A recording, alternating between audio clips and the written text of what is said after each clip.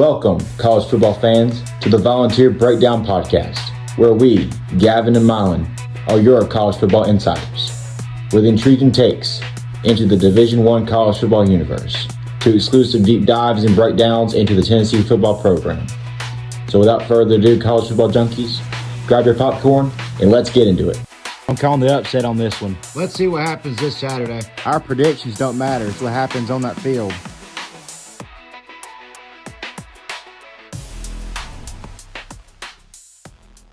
Welcome, everybody, to another episode of the Volunteer Breakdown Podcast. I'm Gavin. This is Mylan, and this is my little brother, Miles. He wants to come in and say a few words about the upcoming season for the Volunteers.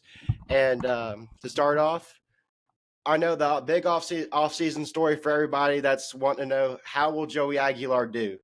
And I just want to go ahead and put this out there for all the Joey Aguilar haters, that he will be better than Nico. For one, that he will be a quarterback that will want to play for the University of Tennessee. And as well, I think that he will be a better runner, a better passer. I watched highlights the other day of him, and I saw nothing but I mostly saw option play. So I wouldn't be surprised if Tennessee becomes an option-based offense throughout the season. Because I know last year, just depending on what Heupel allows Haslett to do, because I know last year we just ran it twice up the middle and then threw deep pass, and that always never worked because you had a quarterback that couldn't throw it down the field half the time. So other than that, I think that Tennessee is in a good spot to make the playoffs. Just depends on the Florida, Georgia, and Alabama game. You have to win 2 out of the 3. The game that you absolutely have to win is the game in Florida.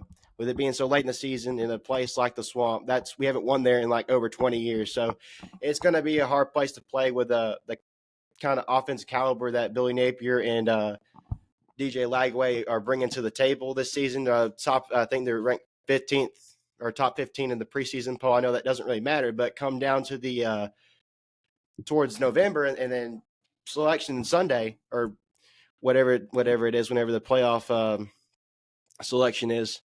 It all comes down to like who has the best win, because why I say 2 out of 3, you can win.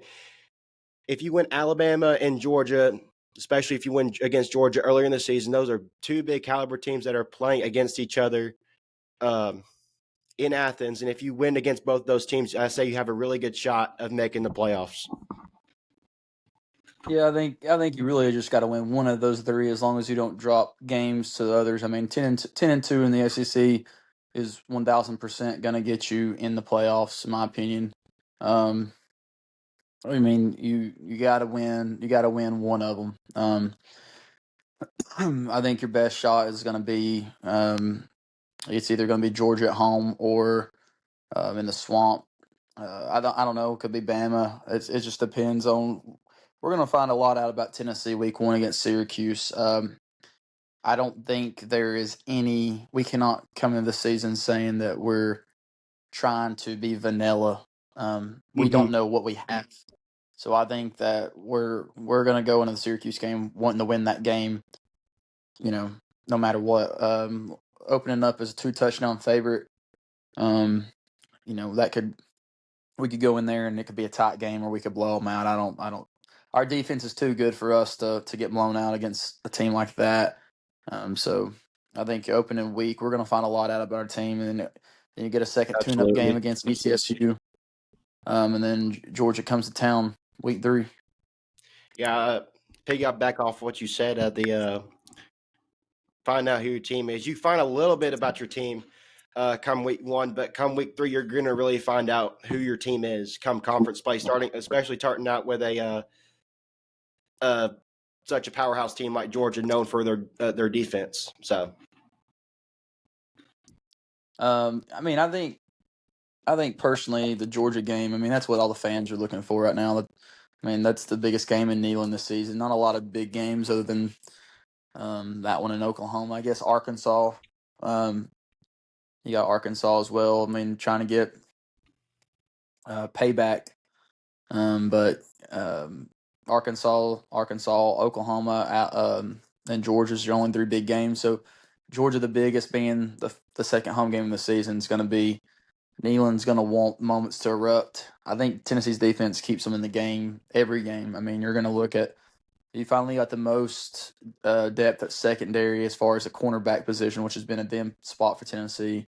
The safety positions pretty well. That's going to let Boo Carter be moved around some.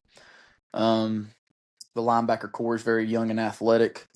Probably the most athletic yet. And our D line is going to be our D line. I mean, they're going to be one of the best in the SEC, best in the nation, year in and year out under Rodney Gardner.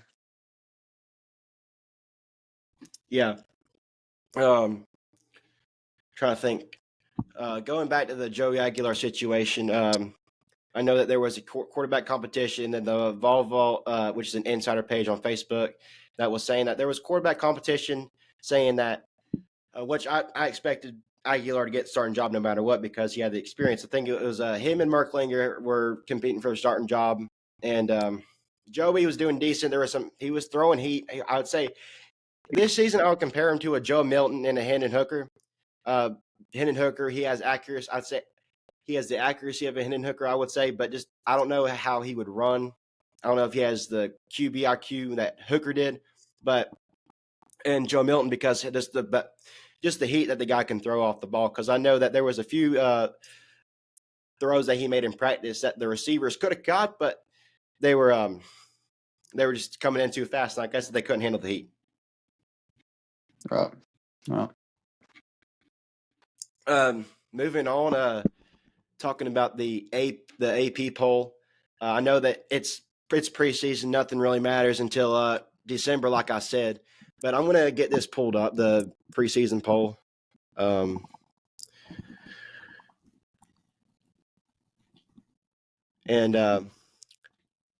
tell me who your team that you think that will make the playoffs that nobody really has on their radar right now. Well, according to Diego Pavia, it's Vanderbilt. He thinks they're going to win it all. Tennessee. Apparently, Paul Feinbaum put Pavia on the hot seat in his interview, and he said, "You are a smart guy. You actually believe this?" And basically was making fun of him live interviewing on TV. It was great. Yeah. I honestly don't know yet. I don't know. I think a team like Iowa State and Kansas State, teams like that, they play each other week one. They play each other Saturday. Teams like that could, Rocco Beck, Avery Johnson, they could easily get in. I think that Texas wins it all this year. I think Texas is the team to beat. I think Texas beats Ohio State week one. I know that's not your question, but I think this is Texas's year. I mean, they went to the semis and they went to the to the championship. So you're opening up the national championship game week. I guess you count first week's called week 0, so it's technically week 1. Yeah, so we're getting week 1, August the 30th, I believe it is the Texas and Ohio State game. So that's the game everybody's gonna sit down and watch. I think Texas is gonna win that game. I think Texas is gonna win it all. You're gonna have your teams returning. I think if Tennessee can get just management quarterback play, which was what Nico was. Nico was a manager. He wasn't great. He didn't suck.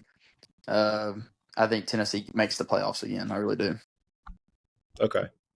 I know you say you didn't really have a team, but the team that I'm thinking that will make the playoffs, it's sort of been on the radar that the team has been Texas Tech. I know that people are saying that Texas Tech will make the playoffs, and I'm about to pull up who's all returning for them, and I know that I don't know who all they're getting back because I don't really follow Big 12 football anyway, but I'm just gonna go over here and see who all they're getting back. I know LSU's getting back a bunch of studs, and they're getting their star quarterback back. They're getting a bunch of guys in the trenches and stuff, but they're getting their quarterbacks coming back. They got 2 wide receivers, and I guess this is their star center. Looks like they're getting a lot of guys in the trenches, and 2 linebackers and 2 cornerbacks and a safety. Not knowing who any of these guys are, that's just a lot of production coming from both sides of the ball, especially when you getting your star quarterback back, and that's good for a team for any year.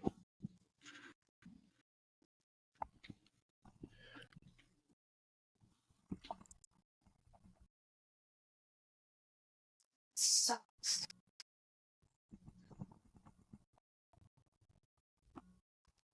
Having problems. Can you hear me? Yeah, I can hear you. I got you. This says reconnecting on All right, my and end. Miles wants to share his opinion now about what Tennessee football, what he expects Tennessee football to do. So, Miles, the floor is yours. Well, you were talking about who do you think would make the playoffs, right? Yeah. Well, I wanted to give a good guess about the playoffs and all. Well, I know two teams that might make it this year. Who? I think Tennessee, of course. And You got any specific reasons why they'll make back to the playoffs? Well, we have a new quarterback, and I think he's gonna be better than Nico. So, and then the second team that I think is going to move on to the the playoffs. I think LSU is. Any specific reasons why they will make the playoffs? Well, I mean, they're Tigers. They eat up. That's a good reason. Great reason. Anything else you want? I'll share on later. All right, I think he wants to share later. So, on the recruiting side of Tennessee football, there's been some. We've had one for a while, but two recruits are surfacing up that the Volunteers are more than likely going to pick up within the next month. You have number one quarterback in the nation for 2026 out of North Carolina, Faison Brandon, coming to Tennessee, and the LSU commit Tristan Keys that's been committed. I think was it since February or March.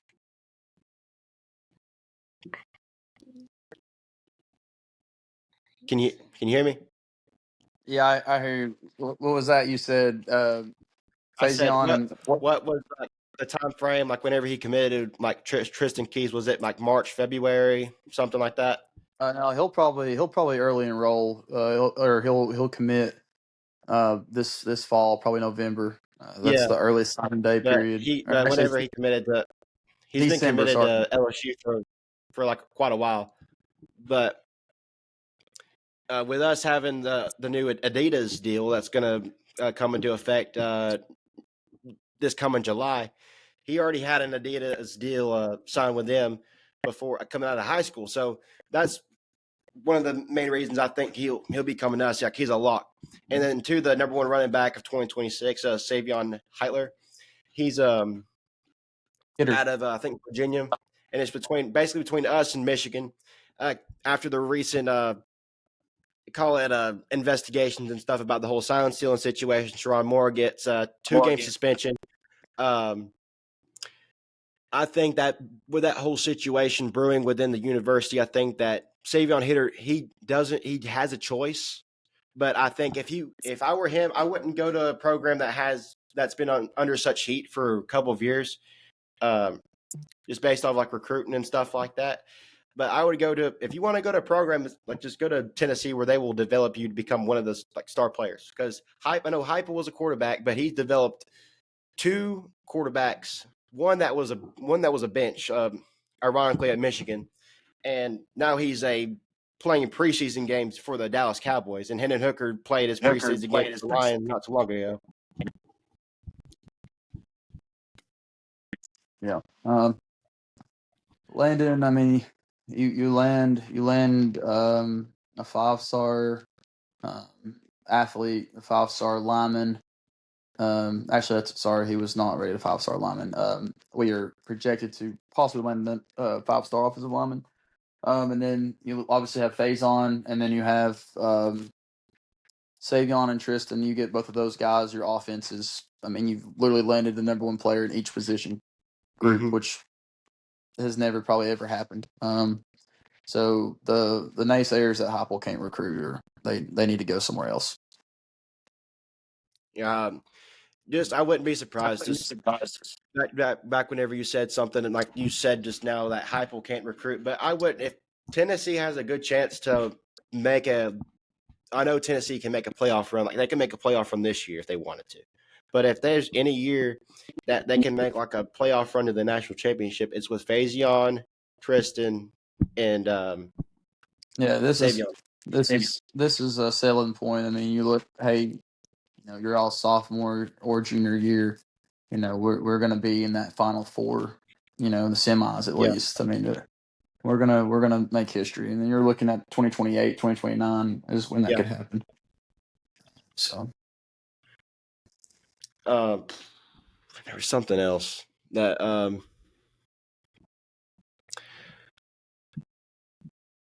I was wanting to talk about, but I lost it. Trying to think. Okay, I know you kind of already gave your most underrated for where everybody's ranked. I know we're kind of bouncing around, but that's the whole thing with getting back in the swing of things and doing this. But